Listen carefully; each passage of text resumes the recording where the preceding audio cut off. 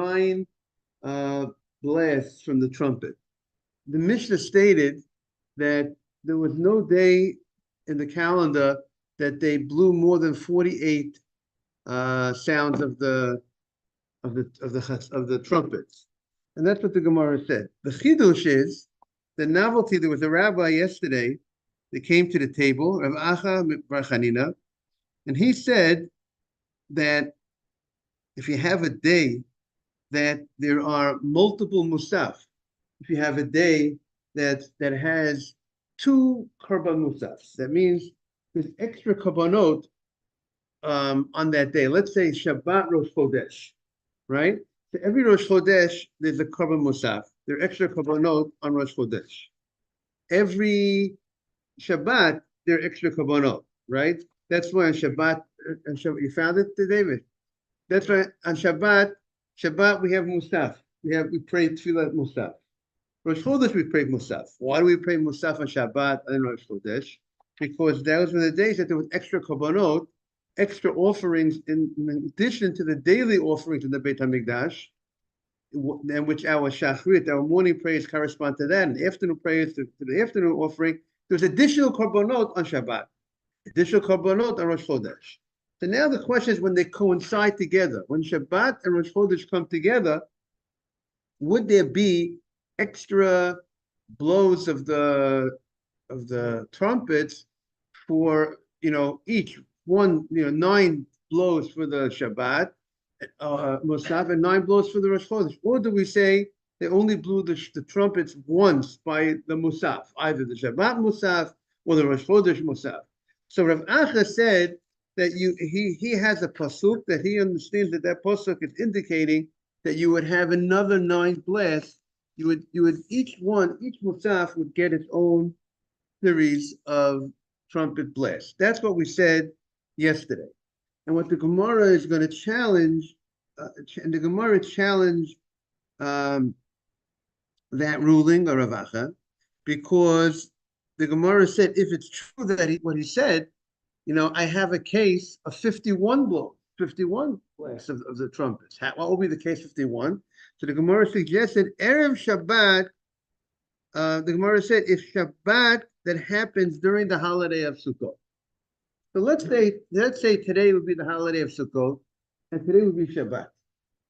So in Sukkot, every day there's extra korbanot on Sukkot. Every day there's a musaf, right? We pray musaf every day of Sukkot.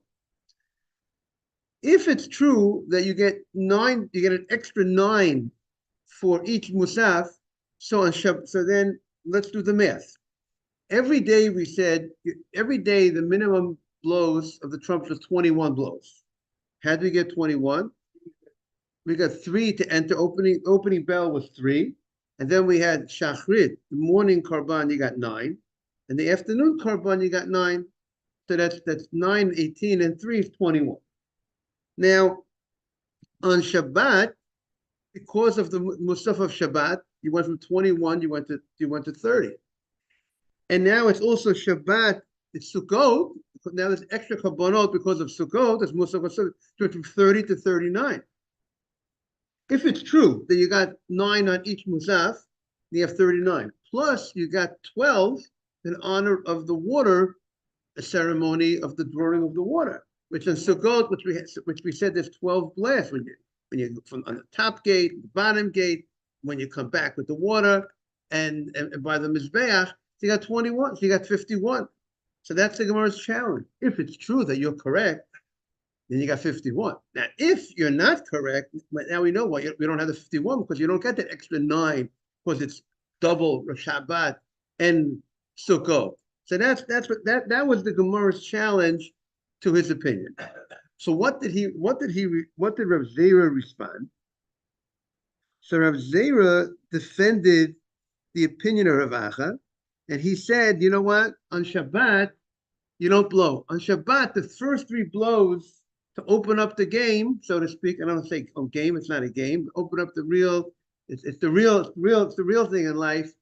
That we don't do that on Shabbat, because it's not really an obligatory blows of the trumpets, because it's just like I'm sounding an alarm, just notifying What are you doing in the morning when you open up the gate? When you open up the beginning of the day, we blow the trumpets. That's just to tell the Kohanim, it's time to go to where you need to go. Leviim, it's time to go where you need to go. Yisrael, it's only a notification. It's not a biblical responsibility to go ahead and tell them that. On Shabbat, let them figure it out on their own. Let them be on top of the game on their own without the actual official alarm going off. So being that's the case, you will not, therefore the rabbis would say, we're not going to allow you to blow a trumpet. But in general, we have a general, good morning, we have a general prohibition about blowing a trumpet on Shabbat, right? If you're not in the Mikdash, in the privacy of your home, you wouldn't be blowing a trumpet. There's a rabbinic prohibition to blow a trumpet. But in the Beit HaMikdash, so in general, in the Beit HaMikdash, we said if you have an obligation to blow, a biblical obligation to blow the trumpets, that the rabbis did not say don't fulfill your biblical obligation because of this rabbinic concern.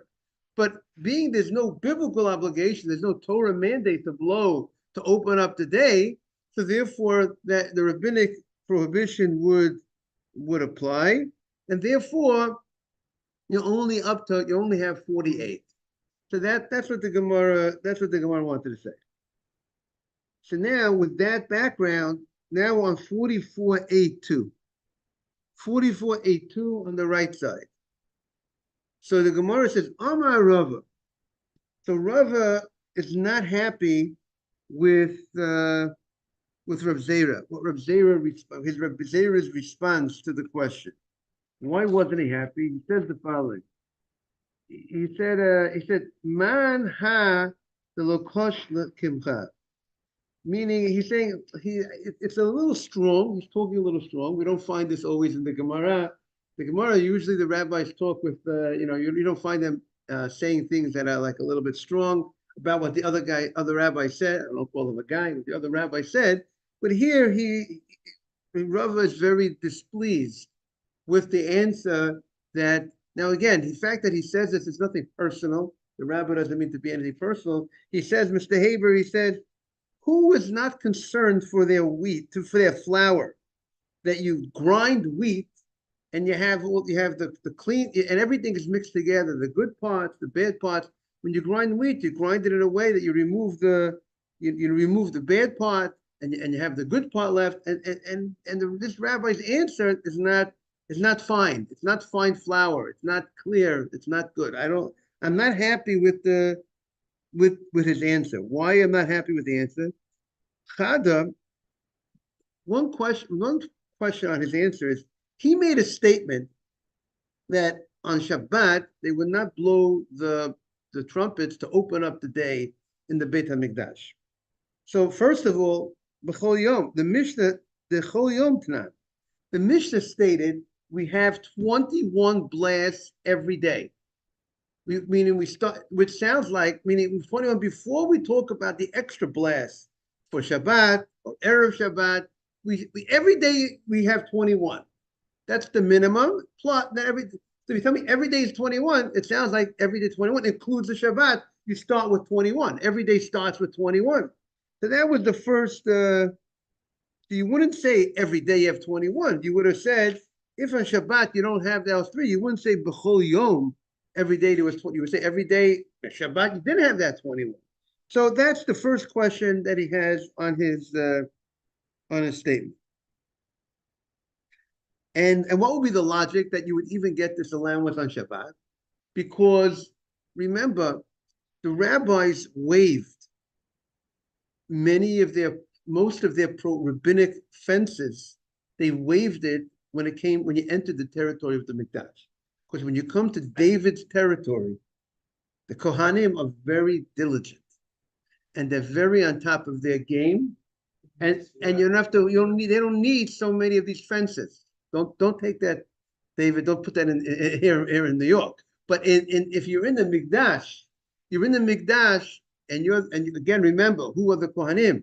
These are people that spend their days studying Torah, teaching Torah. They're not busy in the fields, right? They're being supported from the community. They get the different gifts. They get the trumah. they get the other gifts, they get 24 gifts of Kuhuna, and that's supporting them. And therefore they are, and because of their position of what they're in, so many of the concerns that the rabbis had, they did not, there are some that they did leave in situations, but most of them were waived. Therefore, he's saying it could be that you would be able to blow those opening bells of the opening of the trumpets, even on Shabbat, even though it's not a Torah mandate, but the rabbis would not perhaps give their siyag, their fence, because what's one of their fences? Why they said if you play musical instruments, if something breaks, you have to fine tune it. You might have to fix the chord, different things. And the rabbis are concerned. You shouldn't come to fix something. But we're not worried. We're not worried so much with the Kohanim in the Beit HaMikdash. So therefore, it's possible. Therefore, the language of the Mishnah we can understand. It could say every day 21 seems to indicate even on Shabbat, and even on Shabbat, you will blow those the opening trumpet sounds. You know, in sports, they open up the game with what? The national anthem, right? That's how they open up. Time to, or stock market, we say there's a bell. There's something we're beginning. So here, this is the hour. Everyone getting to where you have to go. So the Gemara says that's point one. Rava has. Point number two. Okay, and what your opinion is that you? Let's say if I'll grant your opinion. According to your opinion, you're going to say on Shabbat we're not going to go ahead and blow those first three sounds. So what is it going to come out? Instead of having 51 on Shabbat of Sukkot, you're going to have 48, right? Your opinion, you who say you get an extra 9 for each Karban Musaf, so how much would you get on Shabbat of Sukkot? On Shabbat of Sukkot, you would have 48, right? You would have the 9 and 8, and 9 and 9 is 18, and then you would have, instead of having 21 every day, you have what do you got? You got 18. So 18 and 18 is 36. Plus you got 12 for the mind. So you have 48. So according to you, you have 48, not 51. But if it's 48, so then you're a tie for the case of the Mishnah. Because the Mishnah's case was, the Mishnah says, the day that you have 48, the Mishnah gave the case. What was the day of 48? On Erev Shabbat of Sukkot, of Chalamoid Sukkot. That's how you had 48. But according to you, you have 48 on the Shabbat of Sukkot. So if it's true, you have 48. So then they're both equal. And if they're both equal, so it would have been better for the Mishnah to give your case of Shabbat, the case of Shabbat during Sukkot would have been better case to give than to give the case of Erev Shabbat of Sukkot. Meaning, let's understand something. The Mishnah, the Tan of the Mishnah is very precise. And you know what? A speaker has opportunity. When you're a speaker, when you're a rabbi, I always say, a rabbi, when you got the pulpit, it's opportunity. You got to know how to use the pulpit, right, Mr. Haber? It's an opportunity, correct or not? You're speaking, you got to know how to use it. And the way of the Mishnah and the rabbis of the Mishnah understood that. And they use it as an opportunity to teach a novelty, a chidush, something that we don't. So that's right. They didn't use this case. They used the other case. Now, if you have a choice, if you have two, if it's true, according to your opinion, that you got 9 for each musaf, so now you've created a new case of 48, right? You created a case of Shabbat during Sukkot. You got 48. So now, if it's true, your statement is true. So now we have two cases, officially two cases, that you got 48 on the deal, right? Erev Shabbat of Sukkot and Shabbat of Sukkot. The Tan of the Mishnah it's more preferable to teach us a case. If I have to pick a case, the Tana would always pick the case that he's teaching us more than less. Teach me, you learn something new. Is that fast? Is that beautiful? And therefore, if you're correct in what you said, that there is 9 extra for each musaf, your case would have been a better case than the case that the Mishnah picked. And the fact that Mishnah did, and we're going to explain why. And the fact that the Mishnah did not say your case indicates that you're not correct. that it's not true that you got an extra 9 blasts for every additional musaf. Because if you got an extra 9 blasts for every additional musaf, then the Mishnah should have said your case. Now, why is your case better? Because we're going to learn a novel. We'll learn this law that you're saying that every karban musaf got 9 blasts. Meaning the case of the Mishnah, Erev Shabbat of Sukkot. There's only one musaf on Erev Shabbat of Sukkot. What's the musaf? Because of Sukkot. If it's Erev Shabbat of Sukkot, it's not Shabbat. Every Friday there's no musaf. Friday of Sukkot, we got a musaf on the deal. We got one musaf. We always know you blow 9 blind blows on a musaf. There's only one musaf. The question at hand, would you blow? You came to town and you said, Rabbi Acha, you get 9 extra blasts. If it would be a Shabbat of Sukkot, you would get an extra 9 because it's 2 musaf. Now that we haven't found a Tana, we haven't yet found a Tana openly stating that. If it's true that yours true, then our Tana would have given us a case which would have taught us that law. We would have figured out, how do you get 48 on Shabbat of Sukkot? Only because you have this, because of the extra karban musaf. And the fact that the Mishnah did not teach us that case indicates to us that you're not correct. That is what he wanted to say.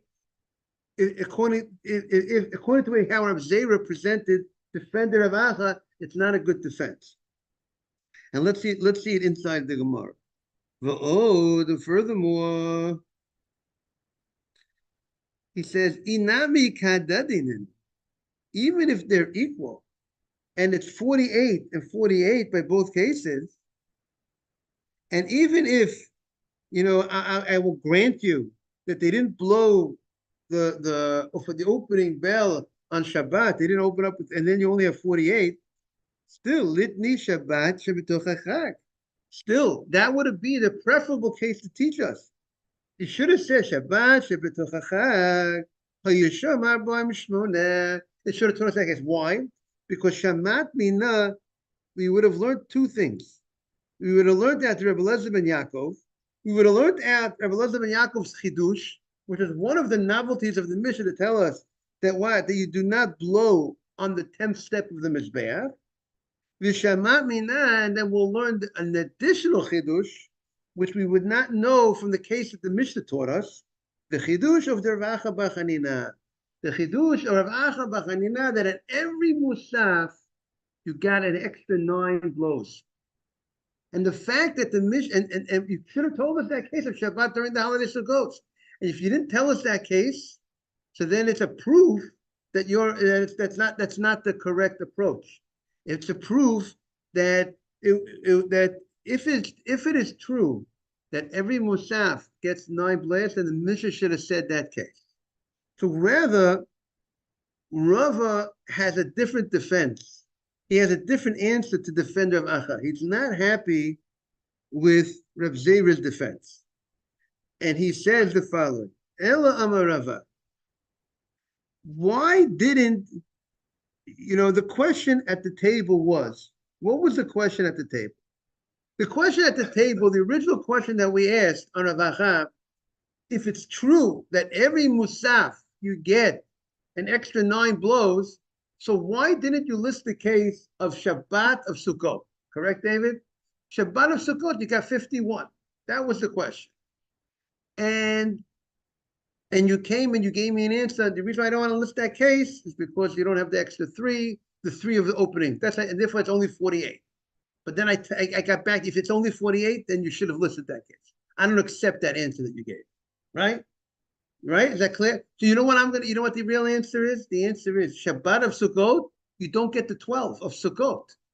You don't get, we made a calculation, but you got 12 for the water drawing.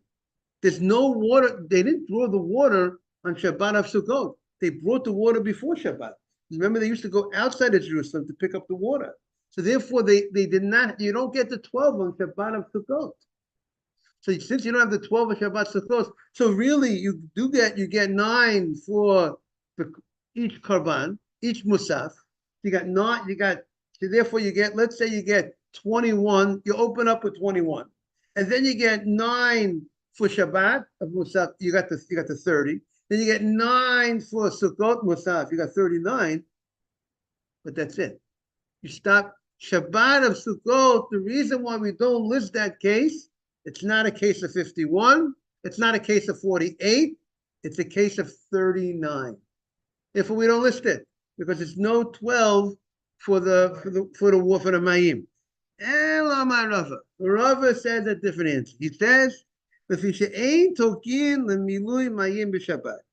we don't go ahead. Now we're turning the page. We're now on Nun Dalit Amen Aleph, and we're moving forward here. 54A, 54A3 on the top of the page. Because B'she'ein tokin b'Shabbat. We do not, B'she'ein tokin l'miloi mayim b'Shabbat. We don't blow for, it's 54A3 on the top. We don't blow for the water ceremony on Shabbat because they drew the water before Shabbat. Meaning, remember, what was the story? When they would get ready to go out to draw the water in the morning every day of Sukkot, they would go ahead and they would blow the trumpets that were starting to go. The procession was starting to go for the water. So on the top of the steps they would blow, then they would go. On the bottom of the steps they would blow. But and then when they would come back with the water, they would blow again. But there's no going to bring the water on Shabbat. They're not going to get the water. You get the water before Shabbat. There's a problem. There's an issue of carrying. You can't carry the water outside Yerushalayim to Yerushalayim. So therefore, they got to go ahead and they did it. They didn't do it on Shabbat. Therefore, they did it erev Shabbat. And on Friday, like we learned about how they would bring the water before Shabbat. They would store it in a beautiful, special barrel, and they would cover it. Right? We had a Mishnah discussed earlier what they did. What they did on Memchet on Beis, right? If you look at the Mishnah on Memchet on Beis, the Mishnah stated that they would fill up the water in a golden barrel, and they would fill it up, and they would leave it, in the area, in the storage area in the Mikdash. And that was the discussion over there. Okay. Now, the Gemara. So therefore, the Batzri Tuva, you're missing a lot of 51. You don't have. You only have 39. Okay. Now the Gemara is not over yet, and the Gemara proposes another challenge to Rav Acha's opinion. I have a different date. V'litni nami Rosh Hashanah shachal liot b'Shabbat. Here we have, this is a triple header. Triplets. We got Rosh Hashanah that comes down on Shabbat. How many Musaf do we have? We have 3. Why? Because Rosh Hashanah is also Rosh Chodesh.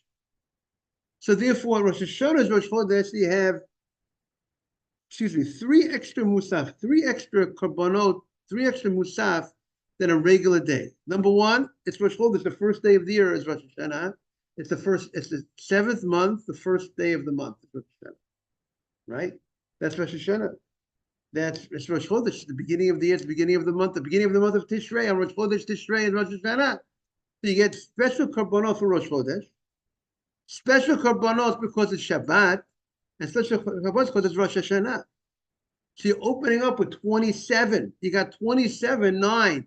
If it is true, where Rav Acha said, and that's the most challenging, you start up with 20, you got 27. And then you got 27, plus every day you got 21 every day. You got 27 and 21, and you got 48. So why don't we mention that case? And now the question is, what is the Gemara saying? The Gemara is saying, why is the case of the Mishnah 48 better than mentioning the case of Rosh Hashanah? And why would this case be preferable? Because we got a chidush, because it has that novelty over the case of our Mishnah The novelty is that on every korban musaf, you blow 9 sounds, and that's a chidush. That's something we didn't know before. So the Tana, when he's using a case, he doesn't have. He could have told us that case that would teach us that novelty, and he didn't. And you know what? He wouldn't waste the opportunity at the pulpit. And if he didn't use it, it means because it's not that case doesn't apply. And therefore, the Gemara says that's a challenge, because if you're correct, the Tana would have used your case. The Gemara says, "V'litni nami Rosh Hashanah shachal liot b'Shabbat." The Mishnah should have said Rosh Hashanah, that comes out on Shabbat. Do'ika tlata. There are three extra korban musaf. Musaf to Rosh Hashanah, musaf to Rosh Chodesh, musaf to Shabbat. Now, by the way, and therefore, in the tefillah, in the musaf tefillah, we mention the korban of Shabbat, and we mentioned about it, besides the regular Rosh Chodesh korban, we mentioned it. They don't say we have to pray 3 musaf shmon amidah, right? Let's say Rosh Chodesh, Rosh Chodesh Shabbat, we don't do 2 musaf shmon amidah, but they mention it. You get mentioned. So, but you should get the blows of the shofar if it's correct what you're saying. So the Gemara says, you know what? You're right. You have some novelty that you wanted the rabbi to use at the podium, but the rabbi had some other novelty that he wanted to teach us. And therefore, he preferred his case over your case, even though each case has a novelty. We'll see how the Gemara is going to challenge this in a minute, because there was something unique that he wanted to teach us by giving the case of Erev Shabbat during the holiday of Sukkot. He wanted to use that case. He preferred that case over Rosh Hashanah that comes down on Shabbat. Why? Erev Shabbat shebetoch hachag yitzlechalei. Erev Shabbat, that's during the holiday of Sukkot, he wanted to use that case. Lashmi'inan, to teach us that he holds Rabbi Eliezer ben Yaakov. He wanted to teach us that he holds like Rabbi Eliezer ben Yaakov, that they did not blow the trumpets on the 10th step of the 15 steps that went down from the Ezrat to Se'el, Ezrat Nashim. He wanted to tell us this case that they did not blow on the 10th step, and that's why he rather give us this case. He wanted to give us this case because this case had that chidush, because we had a different opinion, the different opinion in the Gemara that says, the Tanakama, the Chachamim say that you actually do blow on the 10th step on the way down, and Rabbi Eliezer ben Yaakov says you do not blow. And we saw, and how did we see that you didn't blow? When they gave us this case of 48 blows, the 48 blows, it did not count the 3 by the steps, because it wanted to teach us that they did not blow by the steps. So that's why the Gemara wants to say he prefers this chidush. He prefers this novelty over the other one. Now, now the obvious question is, why would he prefer Morning David? Good to see you. Why would he prefer this one over that one? Okay, but both are novel. So you could say, the rabbi could pick which one he wants to teach us. David, we're discussing the Beit HaMikdash, discussing the blowing of the trumpets, 2 silver trumpets that were blown every day. And there were a minimum of 21 sounds of the trumpets that were blown every day, and they were generally in sets of 3: a tkiya, a truah, and a tkiya. Right, a straight sound, breaking sound, or tu, and then followed by a straight sound, tkiya. We're discussing. There is an opinion that says that if you have a day that has a general, if you have Rosh Chodesh, right? On Rosh Chodesh, there's an extra musaf. There's an extra karban in honor of Rosh Chodesh. And the Levium, so this opinion says the Levium, the Betesh, right? They would sing an extra song on honor of the Musaf, in honor of the extra Karban. And during this extra special song that they would sing in honor during the processing of the extra Karban, when they would pour the wine on the Mizbeach, the Levium would be singing and they would stop at different intervals and they would be blowing, the Kohanim would be blowing trumpets during this ceremony. And the idea of the blowing of the trumpets is an idea of simcha, definitely part of the ideas of simcha, of happiness, of rejoicing. You're doing the service of the Beit HaMikdash. Definitely also most probably has to do with that as well. I mean, really, yes, because the pasuk emphasizes biyom simchaschem, modechem.